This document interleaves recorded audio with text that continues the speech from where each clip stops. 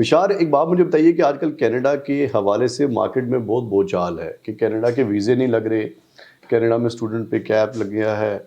अब स्टूडेंट पाकिस्तान से जिस अमाउंट में पहले जाते थे, अब उसमें से निस्फ़ से भी कम जाया करेंगे। बहुत सारे मसले पहले को डील करते हैं। कहते हैं कनाडा के अंदर हाउसिंग बहुत बड़ा इशू है। यॉर्क यूनिवर्सिटी कैसे डील करती है? नंबर 1, ओवरऑल आपको कनाडा की एजुकेशन के हवाले से क्या वाक़ई हाउसिंग का बहुत बड़ा मसला नज़र आ रहा है? Junaid, housing crisis is real. वहाँ पे क्राइसिस ज़रूर है, लेकिन शायद उस तरीके से नहीं है जिस तरीके से पोर्ट्रे किया जा रहा है।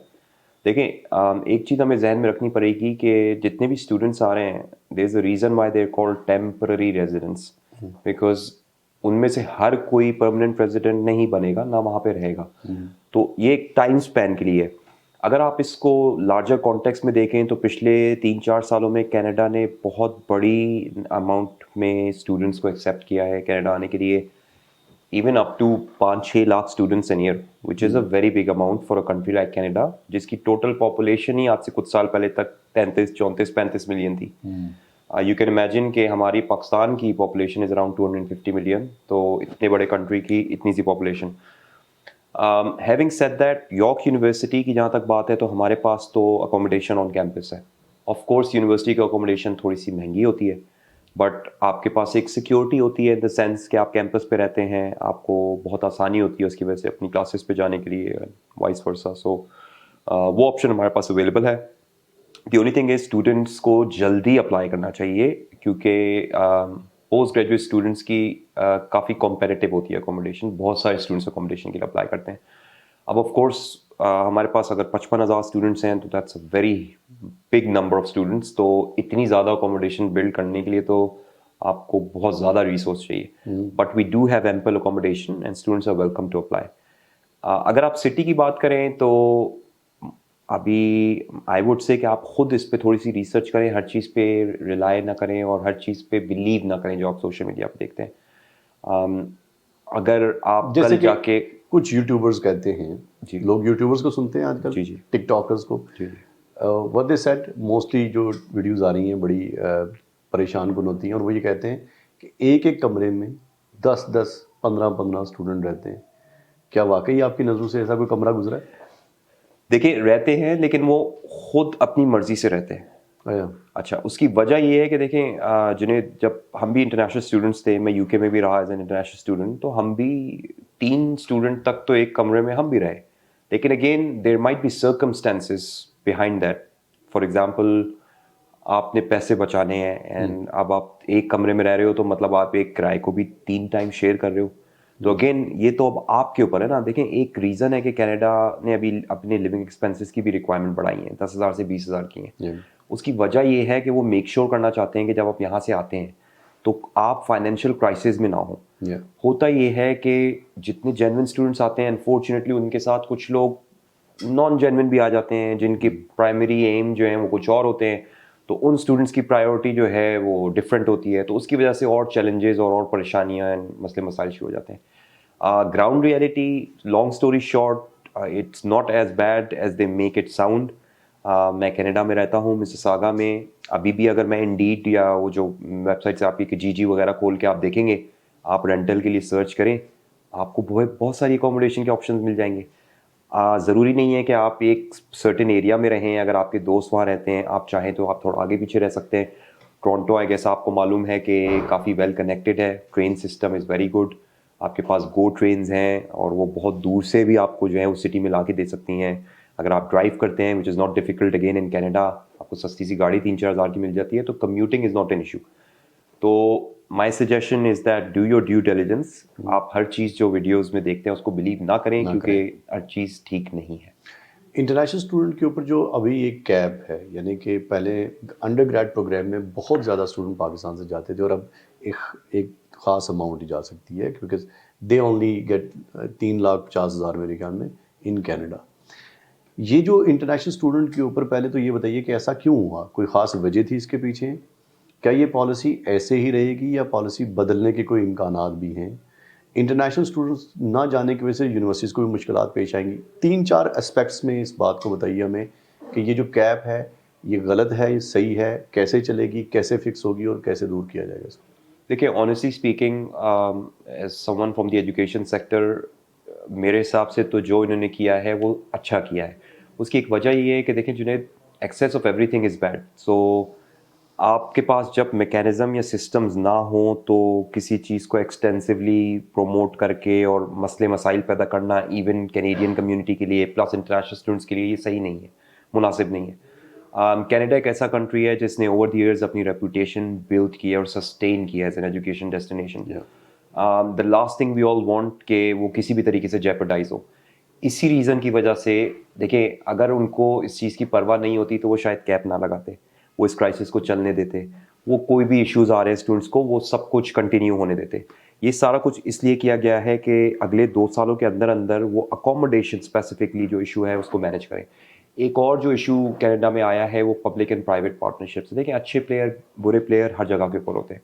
कनाडा में भी दूसरे ममालिक की तरह इस तरह के मॉडल्स आ गए जहाँ पे यूनिवर्सिटी के साथ एफिलिएशन में या पार्टनरशिप में कॉलेजेस खोल लिए गए, प्राइवेट लोगों ने खोले। उसमें फिर वो एक तरीके से बिजनेस था लोगों का कि वो स्टूडेंट्स लेके आना, अगेन नॉन जेन्युइन स्टूडेंट्स। तो ये सब चीज़ें उन चीज़ों को भी कैप करने अच्छा, के लिए की अब गई ये हैं। जो पब्लिक प्राइवेट सेक्टर के कॉलेजेस हैं इनमें दाखिला तो मिल जाएगा मगर इनमें वीज़ा लगने के चांसेस बहुत कम हैं। जी, ऐसा ही है, प्लस उनका पोस्ट ग्रेजुएट वर्क परमिट भी नहीं मिलेगा। नहीं ये मिलेगा। एक बहुत बड़ी हाईलाइट है इंस्टीट्यूशंस के लिए। हम लोग क्योंकि पब्लिक इंस्टीट्यूशन है और अगेन हमारी priority is always quality students over volumes. We don't look at के 1000 स्टूडेंट आ जाएँ, 2000 स्टूडेंट आ जाएँ। हम सिर्फ बहुत गिने चुने पार्टनर्स के साथ काम करते हैं और उस तरीके से करते हैं कि we get the best students possible. In terms of overall challenges otherwise देखें, जॉब अपॉर्चुनिटी कनाडा में अभी भी बहुत है। मेरा भाई रिसेंटली कनाडा माइग्रेट हुआ दुबई से। 1 महीने के अंदर उसको प्रोफेशनल जॉब मिल गई एज एन अकाउंटेंट। तो अगर मेरे भाई को मिल सकती है तो आई एम प्रीटी श्योर कोई भी अपनी ड्यू डिलिजेंस करके आता है तो उनको मिल सकती है। मैं आपको बहुत सारी स्टूडेंट्स की भी ऐसी एग्जांपल दे सकता हूँ पाकिस्तान से। I actually had a student from Lahore itself, an HR professional, and she just completed an HR program with us at York और 1-2 महीने के अंदर अंदर she got job in a bank in HR।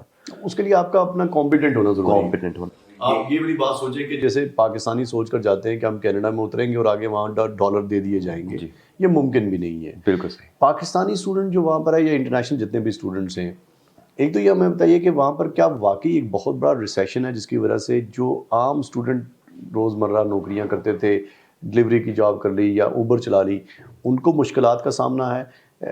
आपके ख्याल में वो रिसेशन स्टूडेंट को किस हद तक हिट कर रहा है? देखिए पहली चीज़ तो ये है कि ये रिसेशन ग्लोबली है। क्या हमारे पाकिस्तान में महंगाई नहीं हुई? क्या बहुत यूके ज़्यादा में हुई। नहीं हुई? क्या ऑस्ट्रेलिया में नहीं हुई? क्या यूएस में नहीं हुई? तो ये कह देना सिंगल आउट करके एक कंट्री को कि जी यहाँ पे बहुत ज़्यादा हालात ख़राब है, ऐसा नहीं है। महंगाई ज़रूर हुई है। अगेन ऑल डिपेंड्स ऑन कितना एफर्ट आप पुट करते हैं personally into seeking jobs and how much due diligence do you do yourself. मैं आपको एक छोटी सी एग्जांपल देता हूँ।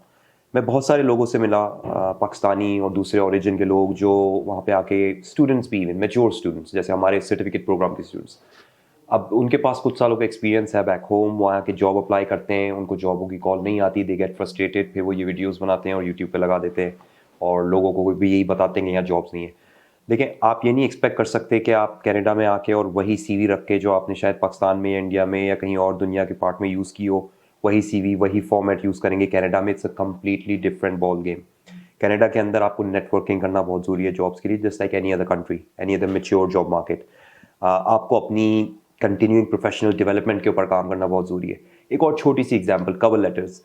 प्रोफेशनल जॉब के लिए आप अप्लाई कर रहे हैं, आप एक कवर लेटर बनाते हैं, 500 जॉब में अप्लाई करते हैं, उसी सेम कवर लेटर के साथ अप्लाई कर देते हैं। क्यों? क्योंकि आप एफर्ट नहीं पुट करना चाहते। तो अगेन अगर आप ये सारी चीज़ें नहीं कर रहे हैं और फिर आप कंप्लेन कर रहे हैं कि जॉब नहीं मिल रही, तो मेरे हिसाब से it's a shortcoming yourself that you're implying on you. ये ऐसा नहीं है कि वहाँ जॉब्स नहीं है बिल्कुल इस वजह से। एक पाकिस्तानी स्टूडेंट जब पाकिस्तान में यॉर्क यूनिवर्सिटी को सर्च करेगा और उसके बाद कहेगा कि अच्छा मैं किसी एजेंट के पास जाऊं और जाके एजेंट से मैं अपनी एप्लीकेशन करवाऊं, ज़ाहिर हम एजेंट्स का नाम तो नहीं ले सकते, उस स्टूडेंट को किन किन बातों का ख्याल रखना चाहिए when is meeting with any agent और कंसल्टेंट कि यार ये चीज़ें इसके पास मुकम्मल है, अब मैं यहाँ से यॉर्क यूनिवर्सिटी को अप्लाई कर सकता हूँ, या उसको डायरेक्टली यॉर्क यूनिवर्सिटी की वेबसाइट पे जाके आप लोगों को कंटिन्यूइंग स्टडी यॉर्क यूनिवर्सिटी में अप्लाई करना चाहिए, क्या तरीकाकार है? देखिए डायरेक्ट एप्लीकेशन इज़ पॉसिबल और जो स्टूडेंट्स डायरेक्टली अप्लाई कर सकते हैं we welcome their applications directly. Usually अमूमन होता ये है कि स्टूडेंट्स फंस जाते हैं प्रोसेस में कहीं ना कहीं कोई छोटी मोटी चीज़ पे एप्लीकेशन सबमिट कराते हुए, ये वीडियो लिंक कैसे डालना है, डॉक्यूमेंट कहाँ अपलोड करना है, प्रोफाइल कैसे बनानी है, अकाउंट कैसे क्रिएट करना है। तो इन जनरल हमारी पाकिस्तान में एक कॉमन प्रैक्टिस है कि एजेंट्स का यूज़ बहुत ज़्यादा करते हैं। अगर आप यॉर्क यूनिवर्सिटी कंटिन्यूइंग स्टडीज़ के लिए अप्लाई करना चाहते हैं पोस्ट ग्रेजुएट सर्टिफिकेट्स के लिए, तो आप हमारी वेबसाइट पे जाके और जो हमारे अप्रूव पार्टनर्स हैं उनकी लिस्ट देख सकते हैं। सेकेंडली आप मुझे कांटेक्ट कर सकते हैं पर्सनली, मेरी वेबसाइट पे इन्फॉर्मेशन अवेलेबल है, मुझसे पता कर सकते हैं कौन से अप्रूव्ड एजेंट्स हैं। हम लोग बहुत चंद रिक्रूटमेंट पार्टनर्स के साथ काम करते हैं।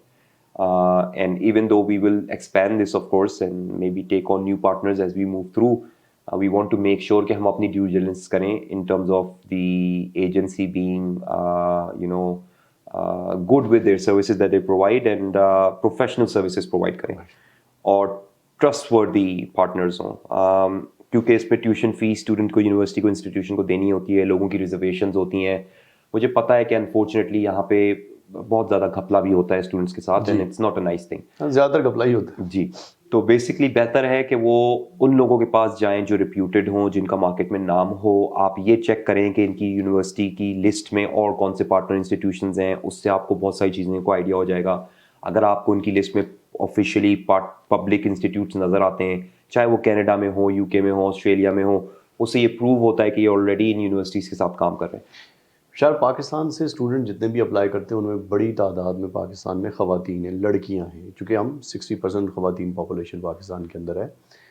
लड़कियां जब अप्लाई कर रही होती है तो अक्सर उनके पेरेंट्स जो मुझसे मिलते हैं, मुझसे पूछ रहे होते हैं, एडवाइस मांगते हैं, तो कहते हैं कि हमारी बेटी वहाँ जाके कैसे रहेगी, एक अलग तरह का सोसाइटी, अलग माशरा है। पाकिस्तान एक इस्लामिक मुल्क है, तो लोगों के बहुत सारी इस हवाले से परेशानियाँ होती हैं। पाकिस्तान से एक लड़की कनाडा जाके पढ़े या इन पर्टिकुलरली यॉर्क यूनिवर्सिटी में पढ़े, तो उनको किन किन मुश्किलात का सामना होता है आपके ख्याल में, और उनके लिए ज़िंदगी वहाँ कैसे है? देखिए दुनिया में हर जगह हर मुआशरे में अच्छी और बुरी चीज़ें यहाँ पे भी हैं और वहाँ पे भी हैं। अगर आप मुझसे मेरा पर्सनल ओपिनियन पूछेंगे तो हमारे मुआशरे में even though we are Islamic country, हमारे मुआशरे में बहुत सारी ऐसी चीज़ें हैं जिसको आप पॉइंट आउट कर सकते हैं। सिमिलरली कैनेडियन मुआशरे में it's a very open environment as you know, मतलब आप फ्रीडम ऑफ राइट्स बहुत है। आप does not matter where what gender whatever it is. उसमें से कुछ चीज़ों से हम एज मुसलमान एग्री नहीं करते, लेकिन अगेन बहुत सारी ऐसी चीज़ें हैं जिसको आप अप्रिशिएट करते हैं। फॉर एग्जाम्पल अपने काम से काम रखना बहुत बड़ी चीज़ है। And you are safe. बिल्कुल। और सेफ्टी एंड सिक्योरिटी, टोरंटो जो है वो नॉर्थ अमेरिका में it's considered to be one of the safest cities in North America. जितना बड़ा शहर उतने बड़े उसमें प्रॉब्लम्स तो होते हैं, लेकिन अगेन आपको अवॉइड करना चाहिए उन जगहों को, उन चीज़ों को जिसमें आप प्रॉब्लम में फंस सकें। देखिए एज अ फीमेल हमारे पास बहुत स्टूडेंट्स पाकिस्तान से आती हैं, फीमेल स्टूडेंट्स। अगर आप रिलीजियसली बात करें तो टोरंटो में अगर आप देखें तो आपको मसाजिद मिलेंगी। टोरंटो में आपको अपनी फेथ प्रैक्टिस करने से कोई नहीं रोकेगा रिगार्डलेस ऑफ योर फेथ। आप मुसलमान हैं, हलाल खाना हिंदू मिलेगा हैं, आपको बेतहाशा हलाल खाना मिलेगा। इनफैक्ट एक जगह है रिजवे, जो लोग सुन रहे हैं वो उसको जाके गूगल करें, यूट्यूब पे डालें। वहाँ पे कोई कम से कम 100 रेस्टोरेंट्स हैं, मिसिसागा में ये जगह है, और सारे के सारे 99% हलाल रेस्टोरेंट्स हैं। आप बिरयानी खाना चाहते हैं, आप निहारी खाना चाहते हैं, या शायद आप भटकड़ाई खाना चाहते हैं, तो वो भी आपको वहाँ पे मिल क्या जाएगी। बात है। हर चीज़ आपको अवेलेबल है। हमारी अपनी यूनिवर्सिटी में स्कूल ऑफ कंटिन्यूइंग स्टडीज़ में हमने फर्स्ट फ्लोर पे एक प्रेयर रूम बनाया हुआ है। तो अगेन स्टूडेंट्स के लिए बनाया हुआ है, फैसिलिटेट करने के लिए अगर उनको ज़रूरत पड़े। Even little small things like lactation room. और दिस इज समथिंग कि बहुत सारी ऑर्गेनाइजेशन चीज़ के बारे में नहीं सोचती होंगी। हमारे पास क्योंकि मेच्योर स्टूडेंट्स आते हैं, कभी कभार मैं आपको एक और एग्जांपल देता हूँ, हमारे पास तुर्की से और कुछ और कंट्री से स्टूडेंट्स आते हैं जो मैरिड कपल्स होते हैं, उनके कभी कभार बच्चे भी होते हैं। तो if you have a small baby और आप आगे पढ़ना चाहते हैं, उसमें भी आपके लिए कोई रोड़ा उसमें नहीं डाला जाएगा। और मतलब जो बच्चे होते हैं आपके साथ, अगर कोई डिपेंडेंट चिल्ड्रन आते हैं तो उनके लिए क्या वहाँ पर कोई डे केयर सेंटर भी होते हैं यूनिवर्सिटी के साथ, या वो अलग से आपको अरेंज करने पड़ते हैं? यॉर्क यूनिवर्सिटी में एक डे केयर सेंटर है, लेकिन उसमें लिस्ट बहुत लंबी होती है, क्योंकि हमारे जैसे लोग जो काम करते हैं वहाँ पे, हम भी कभी कभार उसको फैसिलिटी को यूज़ करना चाहते हैं। तो अगर आपको हमारे पास डे केयर ना मिले तो वहाँ पे बहुत सारे डे केयर ऑप्शन अवेलेबल हैं। मेरे अपने बच्चे, क्योंकि मेरी वाइफ फिजियोथेरेपिस्ट है, हम दोनों काम करते हैं, तो हमारे भी बच्चे जो है वो कुछ 2 बच्चियाँ स्कूल जाती हैं और छोटी बेटी जो है वो एक डे केयर सेंटर में जाती है। तो आपको बहुत सारी ऐसी रिसोर्सेज और फैसिलिटीज़ मिल जाएंगी। लेकिन मेच्योर स्टूडेंट्स के लिए मैं ये यहाँ पे ज़रूर कहना चाहूँगा कि इट्स मतलब आपको अपनी प्रोफाइल के हिसाब से अप्लाई करना चाहिए, क्योंकि अगर आप एक मैरिड कपल है और आपके साथ आपके बच्चे भी हैं तो अमूमन उसके स्टडी परमिट लेना आपके लिए काफ़ी मुश्किल हो सकता है सिचुएशन। पाकिस्तान के और इंटरनेशनल स्टूडेंट्स के ग्रेजुएशन प्रोग्राम के ऊपर, अंडर ग्रेड प्रोग्राम के ऊपर जो अभी कैप है, आपके ख्याल में किस हद तक कंटिन्यू रहेगा? ये कुछ वक्ती है या देर पा है चीज़? एक पाकिस्तानी स्टूडेंट जो अपने अंडर ग्रेड प्रोग्राम के लिए प्लानिंग कर रहा था, उसे अब किन किन अवामिल का ख्याल रखना चाहिए टू अप्लाई फॉर कैनेडा, कहीं भी अगर अप्लाई करना चाहता है? देखिए, कैप 2 साल के लिए लगाएंगे ये लोग। इस साल की कुछ उन्होंने एक एस्टिमेशंस ऑलरेडी दे दी हैं। I think, I don't know the exact number, लेकिन कोई 6.5 लाख के करीब एप्लीकेशंस उन्होंने कहा है वो लोग एक्सेप्ट करेंगे स्टडी परमिट की। और उसमें से I guess, again please don't quote me on this number, 3,60,000 के करीब कोई नंबर है जो उन्होंने कहा है हम अप्रूव करेंगे। तो इससे कुछ आपको आइडिया हो जाता है ऑलरेडी कि कितने स्टडी परमिट्स अप्रूव होंगे। देखें, ये बड़ा अच्छा सवाल है आपने ये पूछा, और मैं एक चीज़ और यहाँ ये बताना चाहूँगा कि जो रिजर्वेशंस हैं, जो आपने पहले कहा कि स्टूडेंट सोच रहे हैं कि जी अब तो बहुत मुश्किल हो गया, अब तो मैं नहीं जा सकता कनाडा। आप पॉजिटिव साइड को पहले देखें। आप अगर पिछले साल के पहले 9 महीने 10 महीनों का पीरियड देखें और आप किसी भी रिक्रूटमेंट कंसल्टेंट से, इंस्टीट्यूशन से या आईआरसीसी के डाटा में देखेंगे, तो आप देखेंगे कि हमारा वीज़ा सक्सेस रेट पिछले 10 सालों में कभी इतना हाई नहीं रहा जितना उस पीरियड के अंदर था। उसकी एक वजह एसडीएस भी है, जो हमें स्कीम दी गई है। देखें, अगर उन्होंने आपको एक फैसिलिटेट करने के लिए, सिर्फ दुनिया में 15-20 मुल्कों के पास है ये एसडीएस जो है, शायद इससे भी कम, तो उसमें से एक पाकिस्तान है। तो of course they need people from here, वो इसको एज ए पोटेंशियल मार्केट देखते हैं, इसलिए फैसिलिटेट करते हैं। तो ऐसा नहीं है कि वो लोग स्टूडेंट्स को नहीं आना चाहिए। तो दूसरा ये कि हमारी मार्केट का जो शेयर है कनाडा के लिए ओवरऑल, वो अनफॉर्चुनेटली और फॉर्चुनेटली छोटा है as compare to UK and Australia. Pakistan से यूके और ऑस्ट्रेलिया अमूमन आर द टॉप डेस्टिनेशन, बहुत ज़्यादा स्टूडेंट्स जाते हैं क्योंकि वीज़ा ज़्यादा लगता है, सिंपल एज दैट। कनाडा का नंबर कम है बट इज़ ग्रेजुअली इंक्रीजिंग, क्योंकि कनाडा इमिग्रेशन और इस तरह की अपॉर्चुनिटीज़ ऑफर करता है, तो it's a very very attractive proposition. अब ये अगले साल भी कैपिंग कंटिन्यू रहेगी और ऑफ कोर्स कुछ ना कुछ नंबर्स पे इफेक्ट ज़रूर पड़ेगा। फिर इंशाल्लाह अगले साल के एंड तक होपफुली ये मैटर जब रिजॉल्व हो जाता है तो then they will continue to. और विशाल, इसमें एक अच्छी बात ये भी होगी कि जब आप स्टूडेंट पे कैप लगा तो पाकिस्तान से बेहतरीन स्टूडेंट ही बाहर जाएगा, बिल्कुल ऐसा ही है, और उसकी वजह से आपकी मार्केट वाकई एक चेंज हो जाएगी। एब्सोल्युटली। ये जो हमारे यहाँ एक मार्केट के अंदर शोर मच जाता है चीज़ का, और फिर उस शोर की वजह से बहुत सारी कंसल्टेंसियाँ बंद होने लगती हैं, और जब शोर मचता है तो बहुत सारी खुल जाती हैं। ये जो शोर है, उस शोर के ऊपर टोटली रिलाई नहीं करना चाहिए। आपको चाहिए कि आप आईआरसीसी की वेबसाइट पे जाएं, या आप किसी क्रेडिबल कंसल्टेंट के पास जाके बात समझें, और जिस तरह आप यूनिवर्सिटी के जो रिप्रेजेंटेटिव लोग हैं, आपकी बात समझी जाए।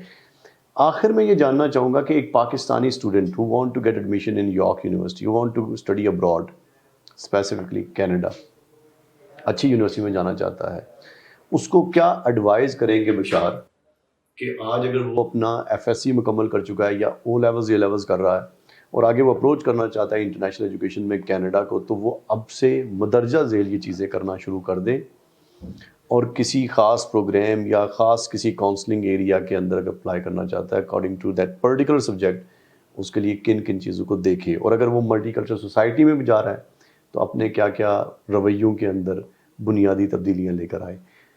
वो एक एडवाइस की हमें लिस्ट दे दीजिए ताकि हम उसको ओवर एंड अगेन रिपीट करते रहें। श्योर।